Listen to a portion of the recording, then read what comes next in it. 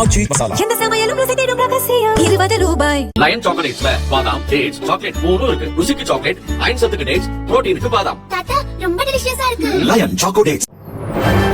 வணக்கம். செய்திச் சுருக்கம். வெளிநாட்டு நிதிவரவை கண்காணிக்கும் FCRA மசோதா பார்லி கூட்டுக்குழு ஆய்வுக்கு அனுப்பி வைப்பு. வெளிநாடுகளில் இருந்து நிதியை பெறும் தொண்டு நிறுவனங்கள் தங்கள் உரிமத்தை புதுப்பிக்காமல் விட்டாலோ அல்லது உரிமம் ரத்தானாலோ அவற்றின் சொத்துக்களை நிர்வகிக்க தனி அமைப்பை உருவாக்க மத்திய அரசு திட்டமிட்டுள்ளது. இதற்காக வெளிநாட்டு நன்கொடை ஒழுங்குமுறை சட்டத்திருத்த மசோதா 2026 கடந்த மார்ச் 25ஆம் தேதி லோக்சபாவில் அறிமுகம் செய்யப்பட்டது. இதை நிறைவேற்றினால் சிறுபான்மையினர் நடத்தும் தொண்டு நிறுவனங்களுக்கு ஆபத்து என எதிர்க்கட்சிகள் கடும் குற்றச்சாட்டை முன்வைத்துள்ளன. FCRA எனப்படும் இந்த சட்டத்திருத்த மசோதா எதிர்க்கட்சிகளின் எதிர்ப்பால் இன்னும் நிறைவேற்றப்படவில்லை. வெளிநாடுகளில் இருந்து தொண்டு நிறுவனங்களுக்கு வரும் நிதி கணிசமாக உயர்ந்து வருகிறது. நாட்டின் பாதுகாப்பு கருதி இதை முறைப்படுத்துவது அவசியம் என மத்திய அரசின் சார்பில் வலியுறுத்தப்பட்டு வருகிறது. FCRA சட்டத்திருத்த மசோதா நிறைவேற்றப்பட்டு சட்ட வடிவம் பெற்றால் வெளிநாட்டு நிதி குறித்த தகவல்களில் வெளிப்படைத்தன்மை கடைபிடிக்க வாய்ப்புள்ளது எனவும் அரசின் தரப்பில் கூறப்பட்டுள்ளது. எனினும் எதிர்க்கட்சிகளின் கடும் எதிர்ப்பு காரணமாக இந்த மசோதா குறித்து விரிவாக ஆய்வு செய்ய பார்லிமென்ட் கூட்டுக்குழுவுக்கு அனுப்பி வைக்கப்படுவதாக அறிவிக்கப்பட்டுள்ளது. இக்குழுவின் லோக்சபாவை சேர்ந்த 21 எம்பிக்கள் மற்றும் ராஜ்யசபாவை சேர்ந்த 10 எம்பிக்கள் இடம்பெறுவர். இந்த குழு விரிவாக ஆய்வு செய்து பார்லிமென்ட்டில் அறிக்கை தாக்கல் செய்யும். ராம்நாத் கோவிந்த் வாழ்வில் நடந்த அந்த சம்பவம் உருக்கமாக பகிர்ந்த பிரதமர் மோடி. முன்னாள் ஜனாதிபதி ராம்நாத் கோவிந்தின் சுயசரிதை புத்தகத்தை பிரதமர் மோடி வெளியிட்டார். நிகழ்ச்சியில் உரையாற்றிய பிரதமர் ராம்நாத் கோவிந்த் வாழ்க்கையில் நடந்த மறக்க முடியாத ஒரு சம்பவம் பற்றி கூறினார். ராம்நாத் கோவிந்த் இப்போது ஒரு சம்பவத்தை நினைவு கூர்ந்தார். அது பற்றி சுயசரிதையிலும் எழுதியிருக்கிறார். கோவிந்த் சிறுவனாக இருந்தபோது ஒரு கோடை காலத்தில் அவரது வீட்டில் தீ விபத்து ஏற்பட்டது. அவரது தாயார் தமது உயிரை பற்றி கூட கவலைப்படாமல் எரிந்து கொண்டிருந்த வீட்டுக்குள் இருந்த பொருட்களை பத்திரப்படுத்த முயன்றார். ஒரு சாதாரண குடும்பத்தை பொறுத்தவரை குழந்தைகளை வளர்ப்பதற்கு ஒவ்வொரு பொருளும் மிகவும் அவசியமானது. ஆனால் அந்த முயற்சியில் துரதிர்ஷ்டவசமாக கோவிந்தின் தாய் தீயில் சிக்கி இறந்து விட்டார். கொஞ்சம் கற்பனை செய்து பாருங்கள். மிகவும் இளம் வயதில் இத்தகைய துயரத்தை எதிர்கொள்வதும் தாயை இழப்பதும் எவ்வளவு வேதனை மிக்கதாக இருந்திருக்கும். என் தாயார் 100 ஆண்டுகளுக்கு மேலாக வாழ்ந்து எனக்கு தொடர்ந்து ஆசி வழங்கினார். அந்த வகையில் நான் அதிர்ஷ்டசாலி. இருப்பினும் அவர் இல்லாததால் ஏற்பட்ட அந்த வெறுமையை இன்றும் கூட நான் ஆழமாக உணர்கிறேன் என்று பிரதமர் மோடி உருக்கமாக கூறினார். कैसे गर्मी के मौसम में एक दिन उनके घर में आग लग गई. उनकी मां अपनी चिंता छोड़कर घर की चीजों को बचा रही थी. आखिर एक सामान्य परिवार में मां के लिए एक एक चीज बच्चों के पालन पोषण का जरिया होती है. उसी कोशिश में आग में फंसकर उनकी माताजी की मृत्यु हो गई.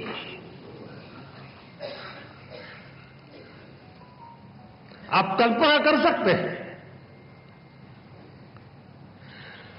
छोटी सी उम्र में इस तरह की घटना,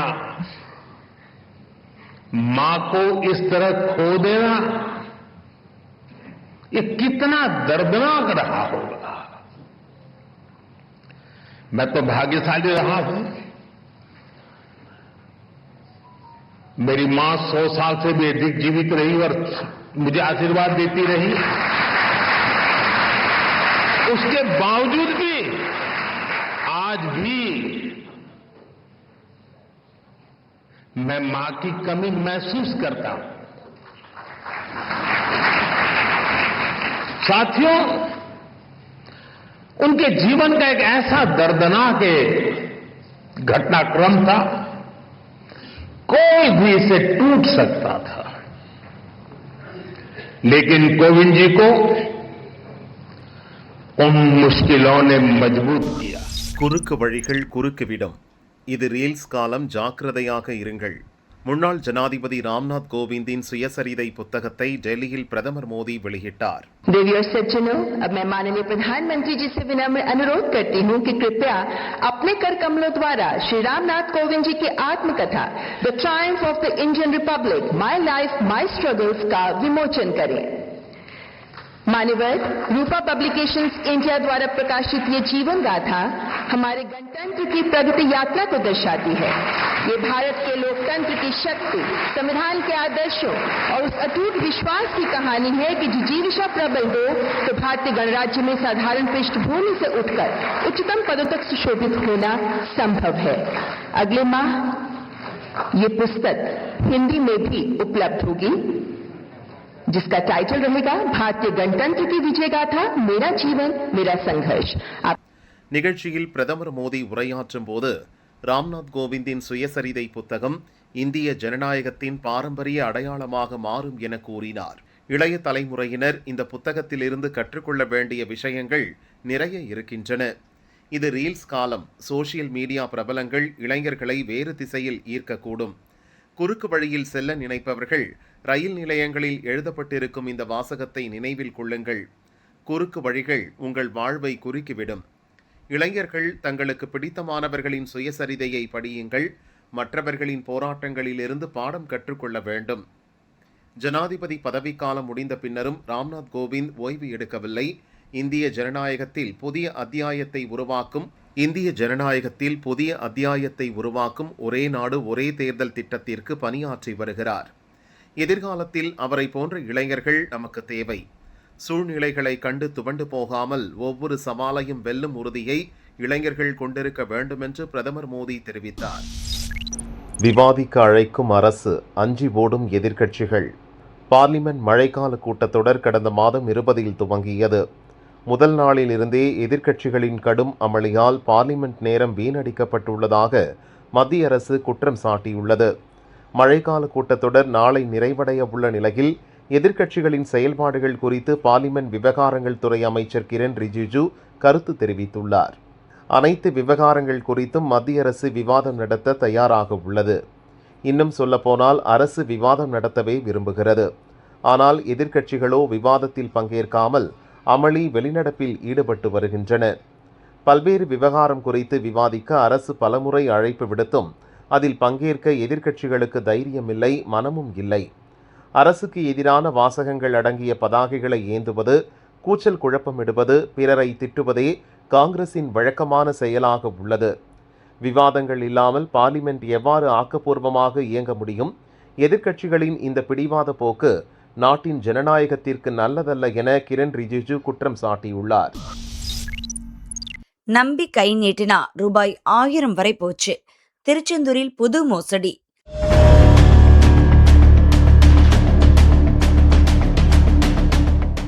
திருச்செந்தூர் முருகன் கோயிலுக்கு தினமும் ஆயிரக்கணக்கான பக்தர்கள் தரிசனம் செய்ய வருகின்றனர். இவர்களை குறிவைத்து தினமும் புது மோசடிகள் அரங்கேறி வருகின்றன.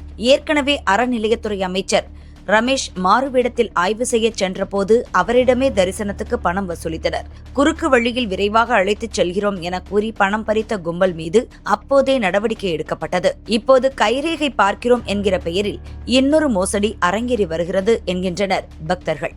கட்டாயப்படுத்தி கைரேகை பார்க்க அழைக்கும் கும்பல் தோஷம் நீக்குவதாக சொல்லிவிட்டு 1000 ரூபாய் வரை தரச் சொல்லி நிர்பந்தம் செய்கின்றனர். கோயிலுக்கு வந்த இடத்தில் சண்டை வேண்டாம் என சில பக்தர்கள் கேட்ட பணத்தை கொடுத்துவிட்டு செல்கின்றனர். கோயில் நிர்வாகம் மற்றும் போலீஸ் அவர்கள் மீது நடவடிக்கை எடுக்க வேண்டும் என்கிற கோரிக்கை எழுந்துள்ளது. இங்க காலையில திருச்செந்தூர் முருகன் பாக்குறதுக்காக வந்திருந்தோம். இப்ப சாமியெல்லாம் பார்த்துட்டு நாங்க வீட்டுக்கு கிளம்புறதுக்காக இங்க மரத்தடியில நின்னுகிட்டு இருந்தோம். ஒரு ஜோசியம் பாக்குறவங்க வந்துட்டு கை கொடுங்க, நாங்க உங்களுக்கு ஜோசியம் பாக்குறோம் ரொம்ப நேரமா என்ன எங்க அண்ணியும் கேட்டுக்கிட்டே இருந்தாங்க. இல்லங்கா வேணாங்கான்னு சொல்லியும் அவங்களா கைய பிடிச்சு, நீ இப்படி இருப்பமா, நீ நல்லா இருப்பமா, உனக்கு ஏதோ தோசம் இருக்கு, பள்ளி வேற வாங்கி தலைய சுத்தி அந்த கடல்ல போய் போட்டு வா அப்படின்லாம் சொன்னாங்க. அதெல்லாம் எதுவும் வேணாங்கம்மா அப்படின்னு சொல்லியும் அவங்களா மனசுக்காக நான் பண்றேன் அப்படின்னு சொல்லி அவங்களா கையில எடுத்து வச்சு அவங்களா கண்ணு காது இங்கெல்லாம் வச்சு சுத்திட்டு குப்பையில போட்டுட்டாங்க. சரிம்மா எனக்கு சாப்பாட்டுக்கு ஏதாச்சும் கொடுன்னாங்க. சரி கையில வச்சிருந்த 100 ரூபாயை கொடுத்தா எனக்கு 100 ரூபா வேணாம், எனக்கு 550 ரூபாய் கொடுன்றாங்க. நாங்க எப்படி கொடுக்க முடியும்? 550 ரூபா கொடு, 1000 ரூபா கொடுன்னு முன்னாடியும் சொல்லல. நாங்க வேணான்னு சொல்லி உன் மனசுக்காக பண்றேன் அது பண்றேன்னு சொல்லிட்டு இப்ப 550 ரூபா 1000 ரூபா கொடுனா நாங்க எங்க போறது? இப்ப 150 ரூபா கொடுக்கவும் தான் அவங்க போறாங்க. அடுத்த முறை இது மாதிரிலாம் பண்ணாம கோயில் நிர்வாகமும் காவல்துறையும் கொஞ்சம் நடவடிக்கை எடுக்கும்படியா தாழ்மையுடன் கேட்டுக்கொள்கிறேன்.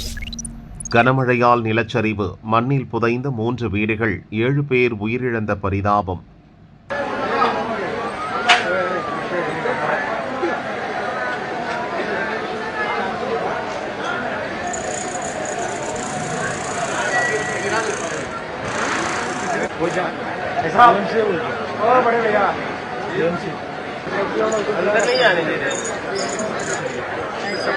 மகாராஷ்டிராவில் தென்மேற்கு பருவமழை தீவிரமடைந்துள்ளது.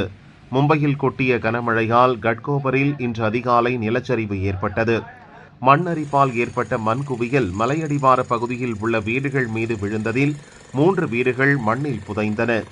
அதில் தூங்கிக் கொண்டிருந்தோர் இடிபாடுகளில் சிக்கி உயிரிழந்தனர். மண்ணில் புதைந்து உயிரிழந்த 3 குழந்தைகள் உட்பட 7 பேரின் உடல்கள் மீட்கப்பட்டன. பலத்த காயமடைந்த 7 பேர் ஹாஸ்பிட்டலில் அனுமதிக்கப்பட்டுள்ளனர். உயிரிழந்தோர் குடும்பங்களுக்கு தலா 4 லட்சம் ரூபாய் வழங்கப்படும் என மாநில அரசு அறிவித்துள்ளது.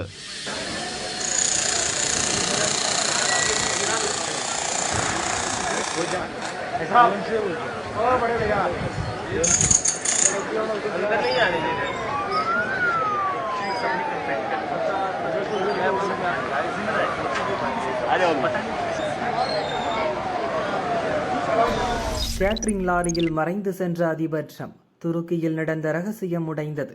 துருக்கியில் கடந்த மாதம் நடைபெற்ற நேட்டோ உச்சி மாநாட்டில் அமெரிக்க அதிபர் டொனால்டு ட்ரம்ப் கலந்து கொண்ட பின் கிளம்பினார்.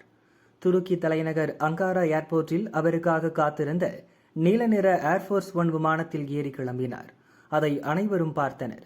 ஆனால் உண்மையில் ட்ரம்ப் அந்த விமானத்தில் செல்லவில்லை என்பது இப்போது தெரிய வந்துள்ளது. விமானத்தில் ஏறிய அதிபர் ட்ரம்ப் ரகசியமாக வெளியேறி விமானம் அருகே நிறுத்தி வைக்கப்பட்டிருந்த கேட்டரிங் சர்வீஸ் லாரியில் மறைந்து சென்றுள்ளார். அவருடைய விமானம் அங்கிருந்து பறந்தது. லாரியில் மறைந்திருந்த ட்ரம்ப் அதன்பின் ஏர்ஃபோர்ஸ் C-32A என்ற சிறிய ராணுவ விமானத்தில் புறப்பட்டு சென்றுள்ளார்.